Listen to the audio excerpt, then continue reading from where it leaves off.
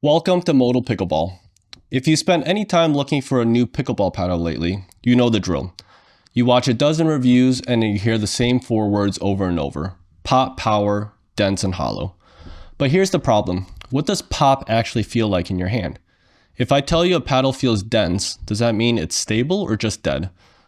Current reviews are great for telling us specs of a paddle: static weight, swing weight, twist weight. But they leave a lot to be desired when it comes to the nuances of feel. Today we're changing that. We're moving past the buzzwords and looking at the actual DNA of a paddle using data. The issue is that feel is subjective. What I think is poppy, you might find harsh. What you consider power might just be a loud paddle. Most reviews today have leaned into the idea that more power equals better, but that's not true for everyone. Some players want a paddle that suits their specific touch and playstyle. If you love the feel of your current paddle, how do you find another one that feels similar without buying 5 different paddles? You can't imagine what a paddle feels like based on a generic description. We need a way to see the feel. To achieve this, I'm using something called an FRF plot. Frequency response functions, or FRFs, are used in engineering for structural and acoustic analysis. For pickleball paddles, we can use this data to visualize how a paddle feels. An FRF plot is created by hitting the paddle with either a specialized impact hammer or by bouncing a ball in the face. A small sensor called an accelerometer is placed on the paddle to measure the vibrations from the impact. Software then converts that vibration data into an organized plot. The x-axis is frequency. You can think of this as the pitch, with low bass notes towards the left and high treble notes towards the right. The y-axis represents how loud or intense the vibration is at each pitch. With an FRF plot, we move beyond generic words and into a full spectrum of feel. We can see things like harmonic texture, tiny noise when a ball is struck that determines if a paddle feels smooth or complex. We can see modal coupling, how different parts of the paddle work together to create a solid thump versus a sharp ping. Instead of just saying a paddle is muted, the FRF shows us exactly which frequencies are being absorbed and which ones are being passed through to your hand. It reveals the layers of feel that words simply can't describe, allowing us to see the exact feel profile for a paddle. Let's look at the data plot for 2 paddles, the Selkirk Boomstick and the Franklin C45. If you have any experience with these paddles, you know they are built very differently and feel very different, and we can tell right away from looking at their plots. There are a couple different indicators to look for to build our feel profile for each one. First, where is the highest peak?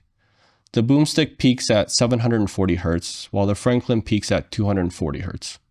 Because the Boomstick peak is so much further to the right, it's going to have a significantly stiffer feel. The Franklin, sitting far to the left, signifies it has a plush, soft feedback. Mathematically, this 3 times difference in frequency equates to the Boomstick paddle being 9 times stiffer than the Franklin. Now look at how many peaks there are and how sharp they are. Notice the red Boomstick line. It has one dominant thin spike. Because it's so tall and sharp, it's going to feel incredibly hollow and pingy. Think of it ringing like a tuning fork in your hand every time you hit it. This happens because it has almost no internal damping. Now look at the Franklin line. It's a series of broad, low humps. Those Y bases mean the paddle has high damping. It's acting like a sponge for vibration, leading to a muted feel. The multiple peaks translates to a more layered feel with many different pitches hitting your hand at the same time. Instead of the tuning fork, think of it as multiple keys on a piano struck at the same time to create a chord. What about the height of the peaks? The Boomstick peak is much taller than the Franklin's.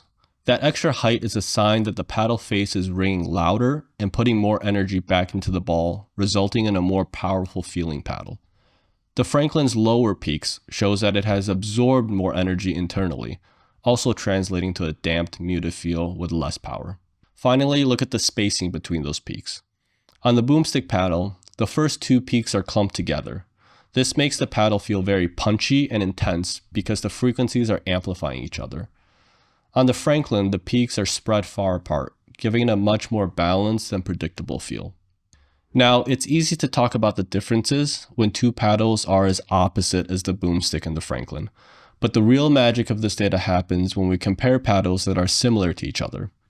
In a world of cookie-cutter foam paddles, this data allows us to see hidden differences in paddles that seem identical on paper. Instead of just being able to say it feels a little different, we now have a clear visual map of exactly why it's different, giving you a level of precision and insight that just wasn't possible before. My goal for this channel isn't to tell you which paddle is the best, because everyone prefers a different feel. My goal is to provide objective data so you can see the feel for yourself. I want to give you the tools to make a better judgment for your specific game. If you know you like a paddle with a certain feel profile, I can show you exactly which paddles match that signature. We're taking the guesswork out every time you buy a new paddle. This is just the beginning of the data-driven, field-focused era for pickleball. I have some ideas about which paddles to get data for next, but let me know in the comments which paddles you want to see. And if you want to stay updated when the next video drops, make sure to like and subscribe. I'm really excited to do paddle reviews with this new type of insight, and I hope you enjoy watching. Thanks.